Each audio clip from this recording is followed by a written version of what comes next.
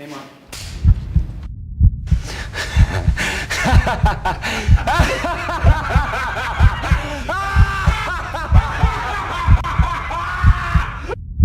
And this is 39 take 3. Hey, camera only marker. Good. And action. You're on camera now, don't be a pussy. You can do that, right, David? Can you believe he said that to me? The only person I could really convince about this movie, about me doing Daredevil, was myself, to be honest. I mean, I knew I could do it.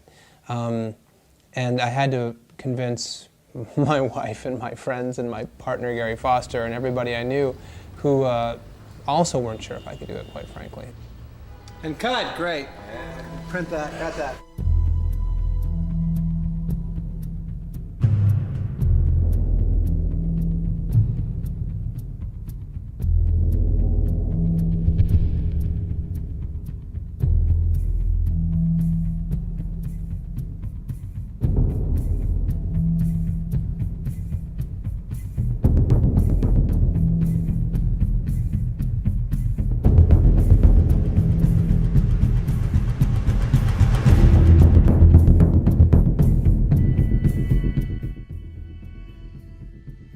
Fairly, the studios were saying he'd never done a movie like this before as a director. Maybe we could get some A-list guy. And they were, you know, I put myself in their shoes.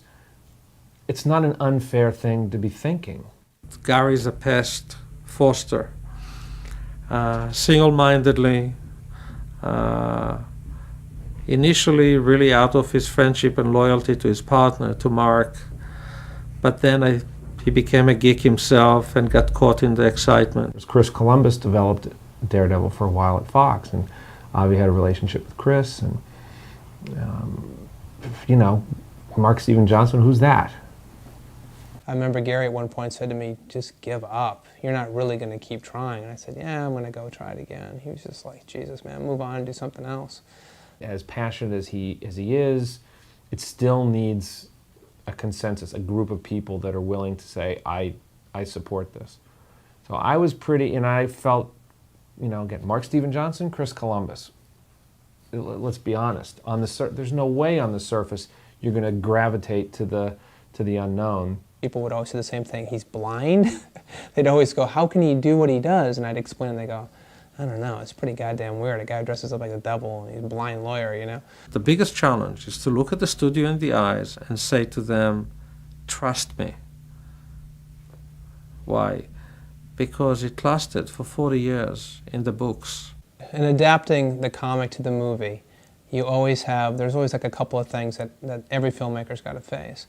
One is the fans, and I'm one of them. And, you know, this is like my mythology, and these are the guys that I worship and I respect. And that's probably always been my biggest concern, is making sure the fans feel satisfied. At the same time, the non-fans will understand it. And the second thing is always the costume. Always, always the toughest thing to crack. This is the end. This is how it ends, folks. This is how and where. Good run. Decent career. Had fun. Had some pride at one time.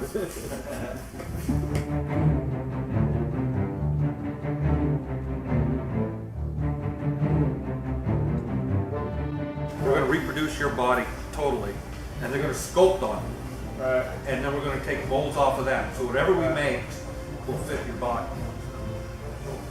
Okay, so it's like a personal suit. It just fits you and nobody else. It's a living, you know what I mean? It's a good living. I know. Am I getting paid for today?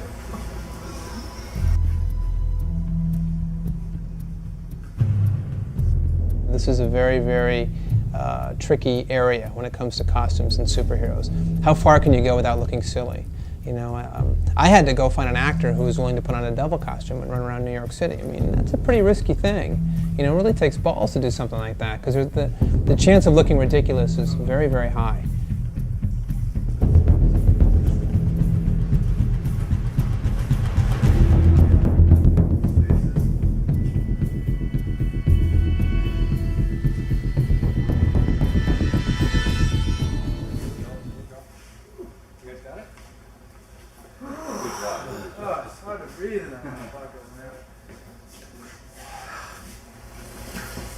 You see if the front half tweaked a little bit, out and the back half tweaked a little bit in, then they would match up when we put the It would mold really two be halves hell if together. you did the top and the bottom together.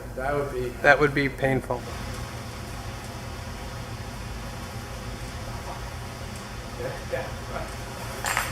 Whoa. That's a trip.